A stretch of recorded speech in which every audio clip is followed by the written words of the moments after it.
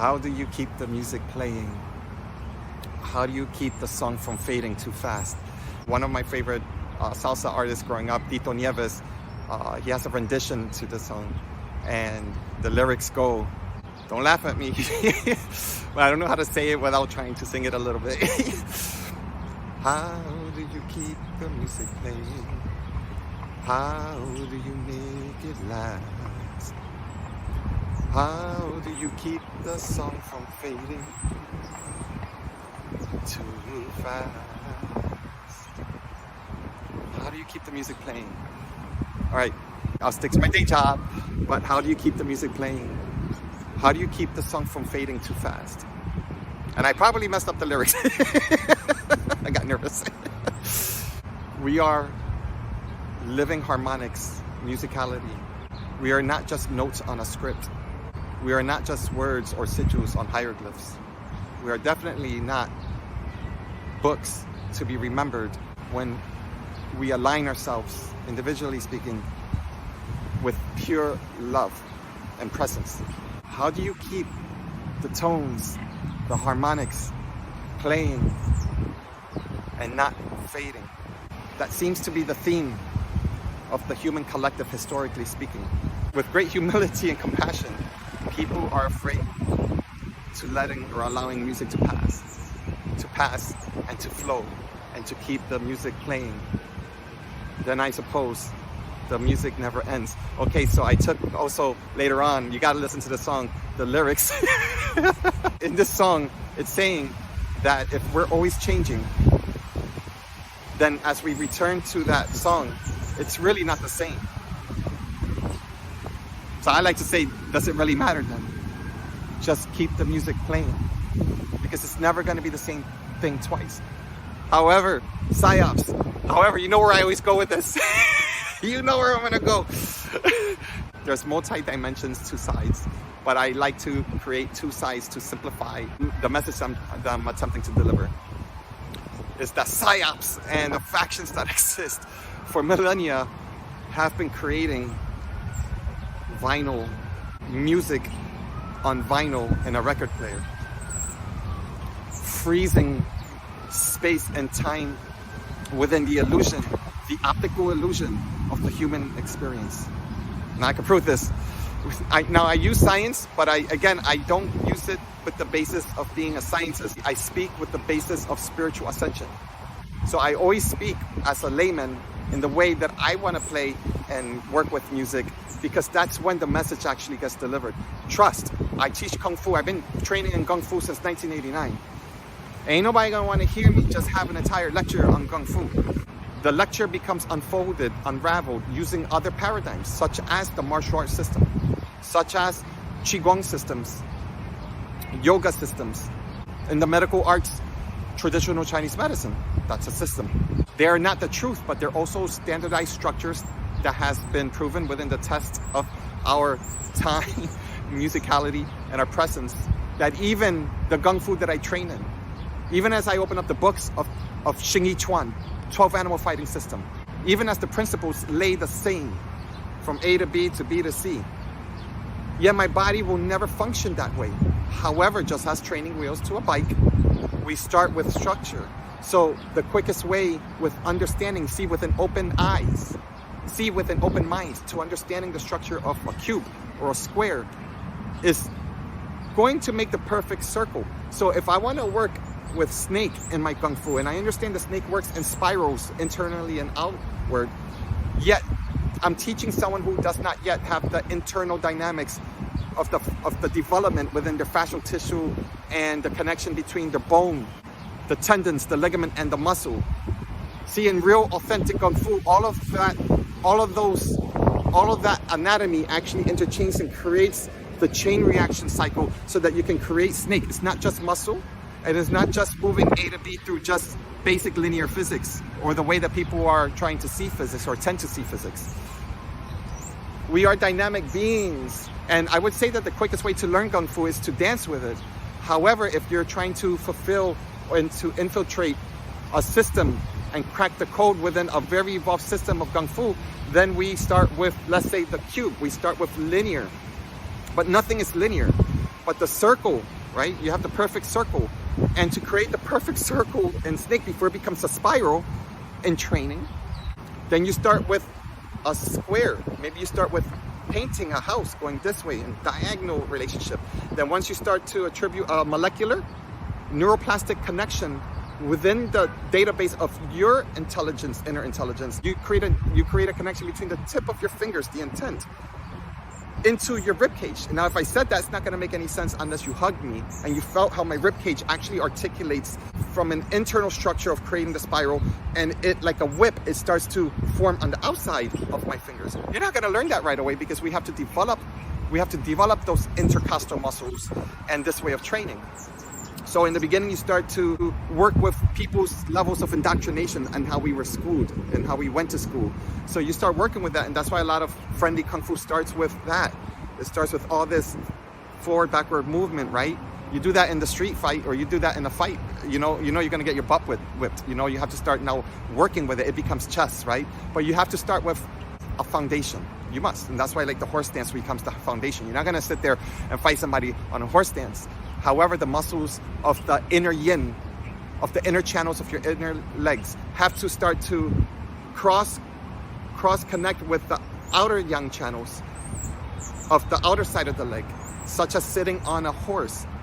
And that becomes, let's say for many Kung Fus, the basis of the foundation, so that you can start to unravel the power between the earth, your embodiment, out your fist in the martial way of fighting. And I like to discuss this because this is like the most fun way of seeing how energy works, how you learn to develop, cultivate your chi, and to express it out, and to bring it back in, where you never exhaust, right? That's the theory. This is what you train with. And then you start to test the theory against opponents that are not going to give you that leeway. And then this is when you start to develop your dance through the fears of fighting, through with martial arts, through the fears of seeing what doesn't work, through shame, through humility, right? All of those cycles have to come upright. They have to come up front, because that's what's been governing you through this sense of indoctrination, through the systems that have been indoctrinating us, such as right now is graduation time, right? You have the square hat. It's not a round hat, which would look kind of weird, but it's not a spiral hat, which could look kind of cool for those artists out there, but it's square on your temple walls. And it ties together with Tito Nieves in the beginning of the song when I was attempting to sing. Saturn, the planet Saturn. Saturn is the perfect storm. The North Pole of Saturn is the perfect storm between atmospheric pressure, wind, and the ionic electromagnetic field, that cyclically speaking, Saturn embodies the perfect storm. Because if you look at actual pictures of Saturn, you see a hexagon, and in the middle you'll see a dot and a spiral forming a hexagon. Why not a circle? It's forming the perfect storm in the shape of this six-sided hexagon. Now, optical illusion, right? Our optical nervous system works within the field of the optical illusion of this experience within the quantum realm, called the holographic experience, right? There are many dynamic ancient technologies that are creating our experience, right? If you look at the actual, I don't remember the terms of it, but if you look at the actual crossing and the optic nerve network, it's the same shape and the same sigil as Lucifer. If you look at Lucifer or the Luciferian sigil, you will see the template of how our technology works. Lucifer is what? The bringer of light, the light bringer. Of course, every technology that we have, right? Like the optic nerve, they create it like a god or a deity or an entity. Because the truth is that every aspect of our embodiment, even though we're not our embodiment, they are their own consciousness, right? That's why subconsciously, you don't need to know how your optic nerve works for you to be able to see light. You fear that. So they created that in scripture to make sure that you don't start to, right? You don't start to master the inner engineering of how everything is a reflection, how everything is either backwards or upside down. And if we didn't have this technology, and we weren't entrained, and we were not trained with the Kung Fu of our ancient remembrances of not requiring this technology as an inner seeing, then it will be utter chaos, bringing you back to Saturn. The North Pole has this perfect hexagon, but it's also encompassing, which is an interesting fact. They say you can fit 2 Earths within that hexagonic shape. That's how big it is. What is it, 20,000 kilometers or miles? I'm not sure, but it's 20,000 miles or kilometers wide. And the storm, that perfect storm, has been happening, they say it's 20,000 years. I'm not too sure if that's fact. I feel like it could have been in cycles much longer, because Saturn is also seen as Kronos, right? The Romans, whatnot, identified Saturn as the perfect keeper of time. So they replaced the word Titan, per se, with a god, with a lord, right? The god of time represents Saturn. The god, or the source of indoctrinating someone, right? Such as graduating and then going to creating a church, is making sure that your foundation, your Kung Fu stance, came from school first. You didn't denounce that when you created a church or a religion. I'm talking to certain folks out there. You didn't denounce it, you used that foundation. This is not a judgment call. This is a reality check, so you can reflect back at the sigils that are governing your optical illusion, that are intricately interwoven within your system until you become conscious of it. Then you see how they created this, and how they created this for you to experience everything and anything that you are not. And that's the ultimate illusion. Chronological time, Kronos, right? The quartz keeping is oscillating, right? It's actually creating its own rhythm and oscillating frequency. And that's how you get time. So even the time that you follow has its own rhythm and heartbeat. And that's why time can and is easily altered and manipulated. And the reason why most people are not aware of it is because they keep us entertained. We need all these paid and unpaid actors called your family members, your friends, right? Politicians, the list goes on. Your entire experience out there are people who have sat and remained and expanded in their way within the field of the creation of this optical illusion, all based on sacred geometry, the mathematics, the physics, and the evolution of this powerful planet called Saturn. As an X and Y axis of coordinates, right, of seeing space and time, let's say, and you can create space, and you can add anything to quantify space. You can compare space and time with anything, just like you can compare yin and yang with anything, right? You can compare any humans with anything. You don't have to call it space or time or X or Y axis. You have that dichotomy of 2 experiences that creates a third axis, right? Like you would say Z. However, if you look at the 2D imprint of the hexagon with this spherical planet, because the hexagon is on a 2D plane, not a 3D, a 2D plane. So the optical illusion is that from a 6-sided hexagon, the optical illusion is that you can create and manipulate a cube. A 4-sided cube projected from the 2D into the 3D, let's say, as an example. So you take the 6-sided, so you take a circle, then you form the 6-sided hexagon. Inside the circle, you have the dot in the middle, and now slice towards the center of the dot, from the diameter of the circle to the radius or the center of the circle, 3 equal sides. So you're going to have a Y as an X, Y, Z. You're going to have a Y in the center. And now erase the circle in your mind. Now just pay attention to the hexagon, and now pay attention to the center of the circle.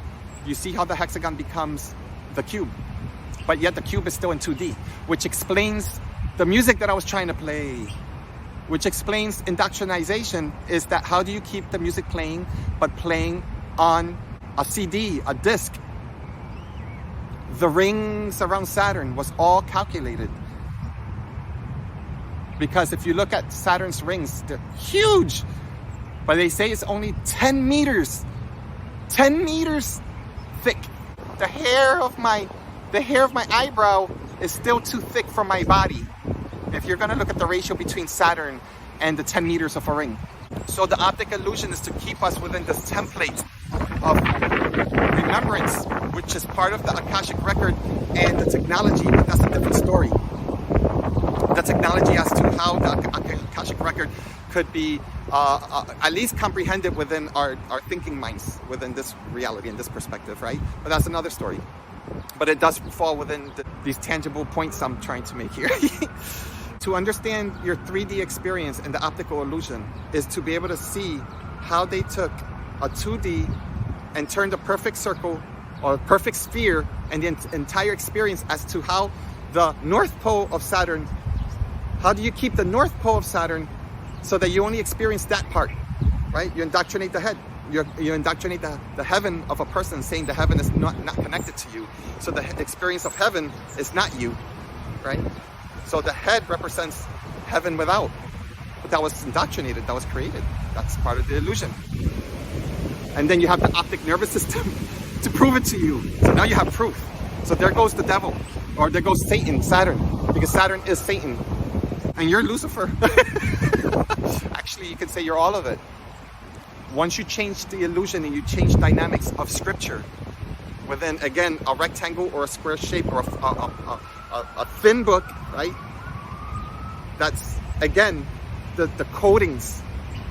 The coding. So scripture is so powerful, but that's why they need to indoctrinate you so that you do not become the living, breathing script, because then time and space begin to alter once you start to unscript everything, so that you can re-encode your original blueprint, your original script. That even that is constantly moving and evolving. Just like my example, as I was saying in Kung Fu. Once you got your enlightenment in Kung Fu, in the highest form of Xing Yi Chuan, my style is called Baby Chases Butterfly. They say it's a lost form. They say it's lost. They say it doesn't exist anymore. It's because Baby Chases Butterfly. It's a code. You're a baby chasing a butterfly. Once you let go and you absorb all of these principles and you become one with the dance of Xing Yi Chuan. You become all 12 animals. You become the one training all 12 animals, and the governing factors, the training that you have implemented, the person that you are today, or that I am today, when I train, no longer keeping time, no longer even examining space, but to lose myself in Wu Ji, the great void within the dance in Kung Fu, right? There you have Baby Chases Butterfly, or with a childlike mind, with the dance, creating such an environment for butterflies to exist, to be able to chase a butterfly, to even be able to chase a baby, or for a baby to chase a butterfly. You are here to create the environment. That form is only lost to the perceivable mind, so you must lose yourself even in perception. Now, one example of that is the hexagon as a Metatron's cube. They also have a school there, an entire school with the Merkaba per se. And the Kabbalah is based on a lot of that school system, right? Within the arts of Judaism. Because, and I'm not going to say this is an argument, this is the truth. All true truths, you can't even grasp them. You can attempt to. Even that's moving. But the Kabbalah, Judaism, and all of religions didn't start there. They are even they are attempting to piece together truths that exist in the cosmos, truths that exist within our creation, and the only proof that we have is us. We're trying to seek proof in temples or the words of other beings that no longer exist, such as the great masters that were once here. Oh, y'all thought I was going to say religion. I'm trying to expand it more. I'm always going to go pew pew towards religion. But it's also the shaman, the guru. Right? We're always chasing truths with others that are working with their truths. All they're doing is getting lost in their truth and speaking unfiltered. That's how they're teaching you or reminding you that the greatest teachers of all exist and will continue to exist because you're conscious. Because it is you that is experiencing the consciousness of this evolution. For those of you that stuck around, think of the yin and yang, the vortices that create the ring of Saturn. Because there's so much blueprint and code to remember that Earth is supposed to evolve eventually into that ring. So Saturn, in a sense, contains the blueprint not meant to be inscripted or kept you within just the North Pole of the thinking mind. The false light, everything that you see, and the light, even the sun that you see within you, it's a false light too, until you see that the light within is actually what's creating the experience for the light without to be. Once you become the light within, experiencing the light without, then now you can see the portal of no separation. It becomes a portal of a new conscious way of what they would say the 50, 60, up to the 15th dimension, at least from one school of thought, that there's only 15. You can argue that there's infinitive dimensions. But to keep the outer experiences of what creates the inner illusion, which is what we are not remembering, which is what we're supposed to remember, is that even that technology comes from higher and lower and internal and external dimensions that's co-creating that experience. But we have to start somewhere. We have to begin somewhere. We can't see that until we see this. That old Zen saying, this is not that. Just like in the Merkaba, you have the North Pole and you have the South Pole creating these powerful vortices, right? From the electromagnetic field, attracting, bending the consciousness of Saturn. As Saturn is conscious within its own self. And the evolution of Saturn is creating this perfect yin and yang of the divine masculine, right, North Pole, divine feminine, South Pole, coming together. Once you create the equal speed of those two energetic fields and bring it up to the speed of light, at least to the perceived mind, let's say it's the speed of light, then that ring is what gets created. It's what begins to create density. Then it creates a density formation within of a physical, palpable experience of what is insubstantial, of what is the reflection of that. It's starting to bring in and absorb from all dimensions and the expression of Saturn in perfect chronological order, meaning measurable through sacred geometry and through sacred like physics and quantum mechanics within the sacred conversation, meaning bringing your heart and soul into the creative side of seeing things, of the quantum field. There's a lot of ascended masters that came to create things, and they did, but they need to step back. A lot of them are dying physically, but they're actually entering their other realm. They came here to create something, but even they too have to either A or B, step back and let the new rainbow beings, indigo beings, star seeds that are now understanding how to germinate, no longer being a seed, no longer being a child anymore, but keeping the integrity of childlike. Even as they exit this world, the seed must germinate. And you have enough seeds that matriculate, I like to say matriculate, I don't know why, that engender within the soil of the entire world just by existing, giving others a new system of harmonics. And they may not ever meet someone like me or someone like you, but just as Saturn exists and has existed for millennia, seemingly, here I am today extracting the vital information, not from a book or a person or social media, but from within. As a child, we all have the capacity, ability to do that. It's once we indoctrinate. See, the systems want to keep the music playing using the energy of the false light, because as they keep you entertained with this false BS LED lights, as they see you and keep you searching for the stars, getting that job, keeping that monopoly money alive and well, saying that this is the only way to get rich, you best believe that this is actually how they're extracting, manipulating, and kneading bread. They're kneading us within this field, and they can only do that if we're dense like lead, if we're dense within the formation of our ignorance, and oftentimes cutting off the head of the one that can open up the door for that child, like from that inner child from within. See, that child is going to take your hand. So your child is going to actually grab your hand and remind you how lost you got. A lot of us got senile, dementia as in dimensions. It's because many of y'all found more peace in another alternate reality. And I don't blame you. And I'm not even talking about the old heads that are 60, 70, 80 years old. I'm talking about people within 30 years old to about maybe people that are like my age and not that much younger. Keep the music playing and know that the song will never be the same. Grieve it, because that's a version of you that never exists again once you circle back into the same song. Grieve that version of you that can no longer exist. And you do that 10,000 lives, then that grieving lung starts to breathe in the same electromagnetic field that creates the hexagon in Saturn. And once you can get the North Pole of that conversation activated, it's not just the third eye, by the way. Third eye is a system.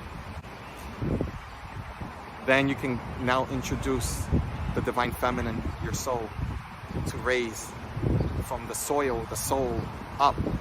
And that dance forming at the beating of the heart, you become in union. That becomes your ceremony. And that ring that you're supposed to be wearing when you get married,